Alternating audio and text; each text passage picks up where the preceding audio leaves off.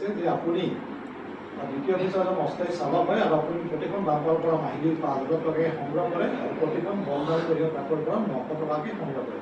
আৰু এই সংক্ৰান্ত আপোনাৰ প্ৰতিক্ৰিয়া এইটো যিটো এই সংবাদ মাধ্যমত যিটো নিউজ ওলাইছে এইটো একদমবাৰে মিছা।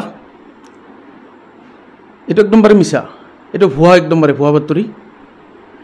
আৰু কৈছে আৰু এনেকা মোৰ বোলে দাৰ্জিলিঙত মাটি আছে, বঙাইগাঁৱত বিল্ডিং আছে আৰু গাঁৱত অট্টালিকা আছে। এইটো একদমবাৰে মিছা।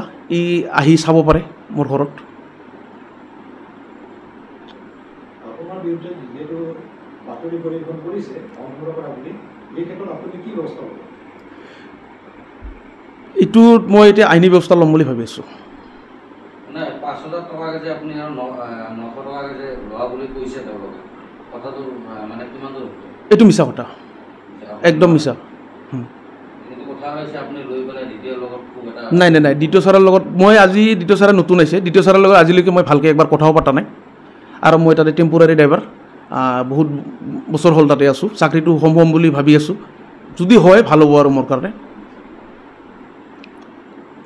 সেইটো আশাতে আছোঁ।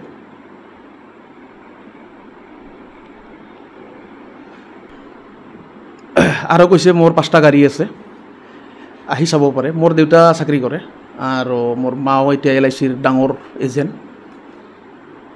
আহি চাব পাৰে। আৰু মোৰ ঘৰত কৈছে বিল্ডিং আছে 5টা, আহি চাব পাৰে। এল চাইজ এটা ঘৰ আছে আৰু এটা সৰু আলহী চালহী আহিলে এটা থকা ঘৰ আছে, বাছ এইখিনিয়ে। মোৰ অলপ মানে অসুবিধা হৈছিল কেইদিনমান আগতে, সেইকাৰণে অসুবিধা হোৱাৰ কাৰণে মোৰ মিছেছৰ নামত থকা মাটি কাজলগাঁৱত আছিল, এইটো মই বিক্ৰী কৰিছোঁ। এজন আৰ্মি, তাৰ হাতত মই বিক্ৰী কৰিছোঁ। নাই নাই নাই, সেই দেখাই দিব পাৰে ক'ত আছে, দেখাই দিয়ক ক'ত আছে। আৰু দাৰ্জিলিঙত কৈছে আছে মাটি বুলি, দাৰ্জিলিঙত বোলে মাটি আছে, বঙাইগাঁৱত 5 বিল্ডিং আছে, গাঁৱত অট্টালিকা আছে। এইটো মোক দেখাই দিব পাৰে ক'ত আছে। মই আইনী ব্যৱস্থা ল'ম। নমস্কাৰ।